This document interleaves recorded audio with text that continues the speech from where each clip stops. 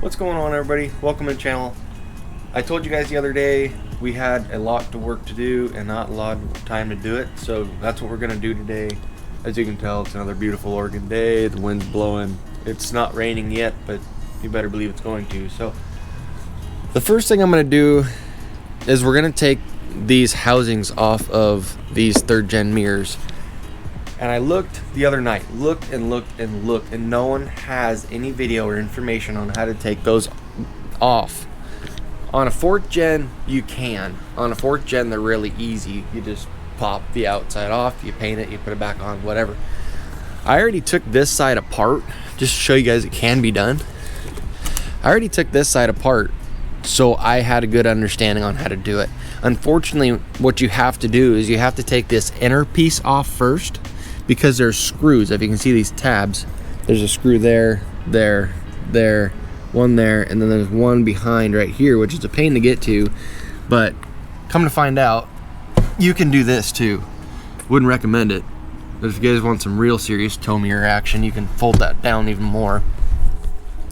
So you got to take those screws out, and then this front section comes off. So we're gonna start on the other side. We're gonna do that mirror, and then we're gonna come in, we're gonna get this grill off, because I need to take all of these little bobs off and the emblem, sand them all down, paint them, and then if I have time, I need to wrap the stabilizers in vinyl, to say the least. That's where I'm gonna start. That's my project. So let's get this off.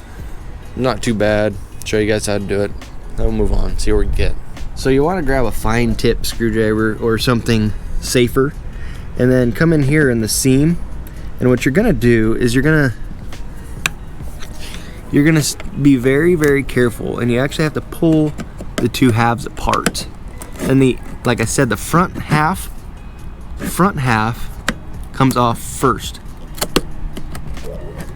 And seeing as how we're painting it, it's gonna be a project.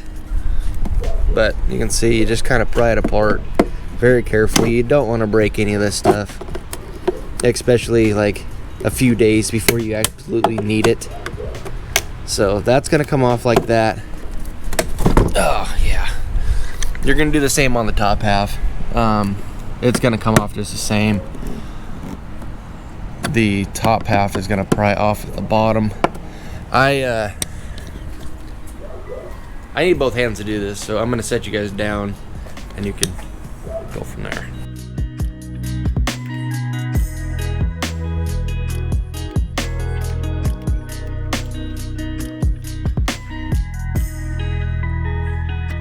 When you get to this part where your front section is loose of the back section, you're gonna have one more tab right here. What do I do with that screwdriver? You're gonna have one more tab right here, and that is gonna release the plastic. And then the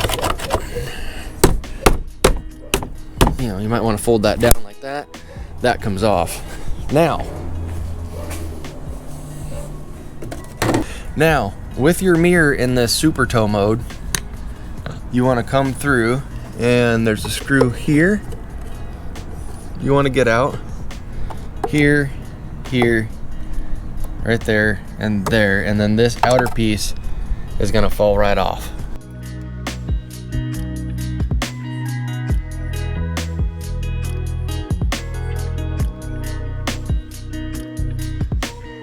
So simple as that. We have both panels off. It can be done. It can be done. So now that we have all our panels off, these inner panels I really didn't want to have to mess with. And one thing you got to be careful of, if yours are painted and you're taking them off, really be careful of cracking the paint, cracking the clear. These ones I need to clean them up real good to make sure. This was already here. I have a little nick down there, but that's not enough to go through the trouble to redo this whole thing. The thing that I was really worried about is because these outer panels here, these are the fronts, and I need to clean them up real good, like I say, to show you guys. But the clear coat has come off them really bad. So what I need to do is I need to sand them down. I want to put some more color on them just because, and then re-clear them. And then obviously what I'll have to do is go back over them, wet sand them, and all that fun stuff. So those are going to be kind of a pain. I might even get those started before I pull the grill off, just so I don't have too many things laying around at one time. So yeah, you know what? That's what we're going to do. We're going to get these going. I'm going to clean them up real good. We're going to scuff them down and shoot some color on them. I want to show you guys this. We got them. We wiped all of our panels down with glass cleaner. I love this stuff, as you guys can't tell.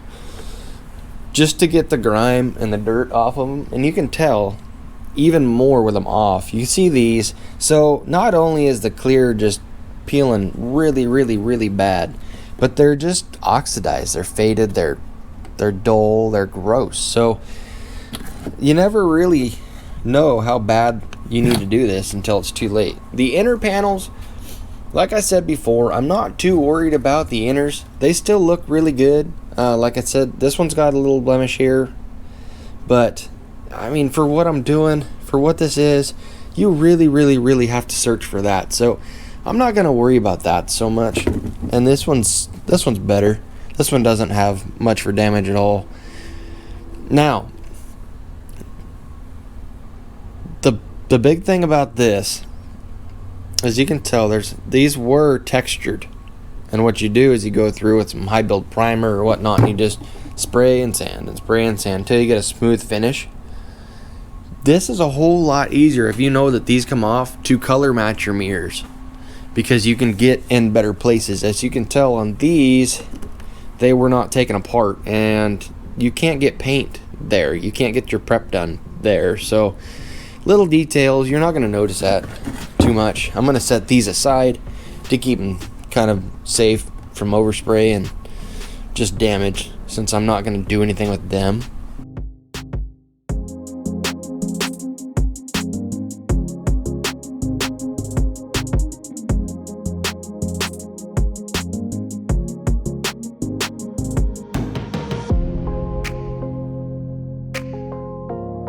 We got the parts sanded down. I didn't figure you guys wanted to watch me sand the whole time. So we got both of these sanded down. Important thing to do, get your bad spots sanded down, blend it in, make sure there's no shine on your parts when you go to paint them. Paint doesn't like to stick to shine, so you need to rough everything up. So what I got here is my Duplicolor Perfect Match. This time of year is the wrong time of year to do paint work, so that's why I have a little space heater that someone tried to burn the house down with a blanket. That doesn't work. We got it working. And a box. I hope this works out. That's just my little spray booth thing, but you want to keep your panels warm.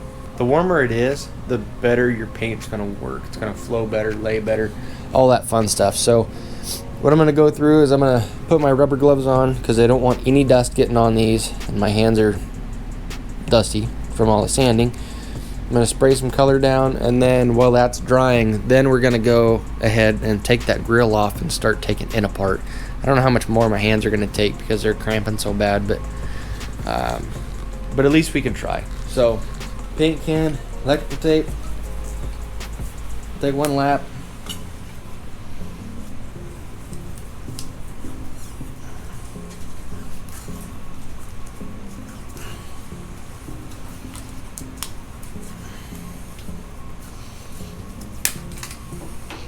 Tape it to a Sawzall, and you got a paint mixer.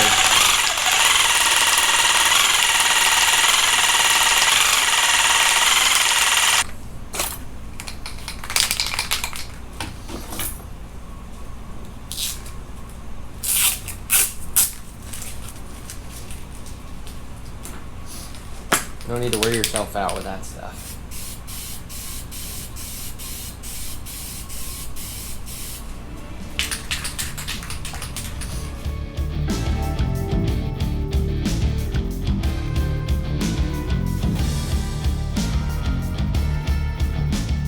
So while that's setting up, you want to remember to go light. Take light coats, you don't want runs. Give it some heat. Take your time with it. Don't worry about it too much. But while that's drying over there, I want to go ahead, we'll get this grill surround off, and we'll start that mess.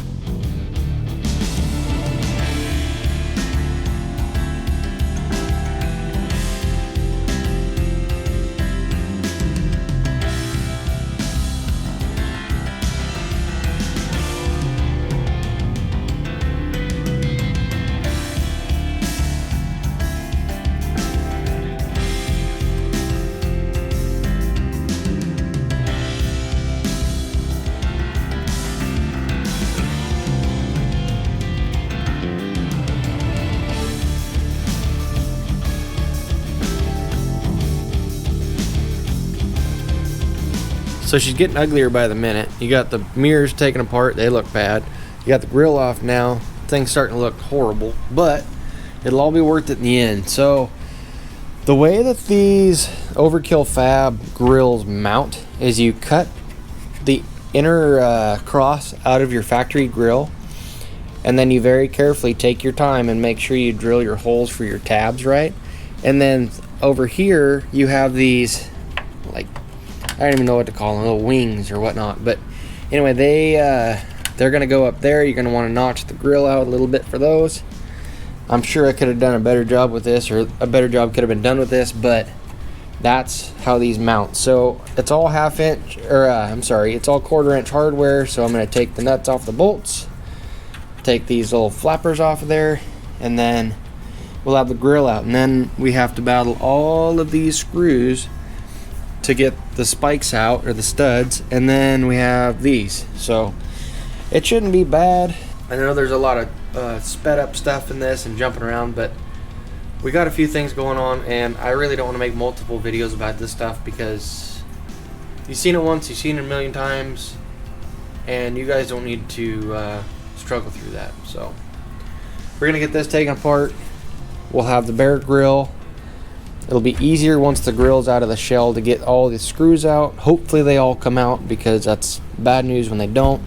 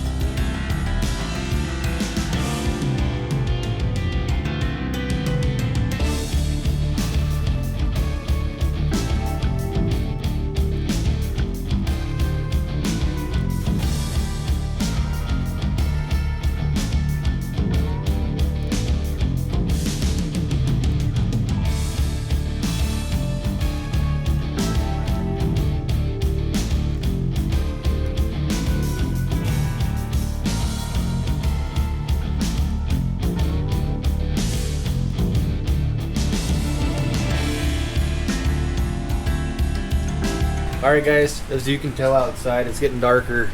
Some time has gone by.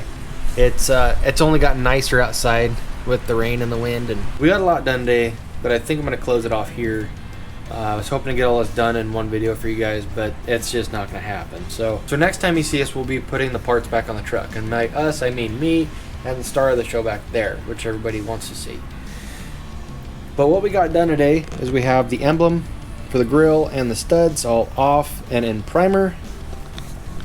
Over here we are putting clear, a couple more coats of clear to put on.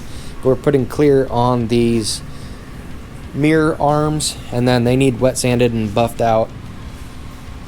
The steering stabilizers, I have not gotten those off yet. Hopefully I can get those off and get those in the works too. I'll probably do that off camera. So what we'll be doing is, next time you see us, we'll be putting the parts back on this guy, and then we're gonna hightail it to Eugene and get some pictures taken, and we'll bring you guys along for that as much as I can. But for now, I'm going to close it out. You guys have a good week, and we'll see you on the next one.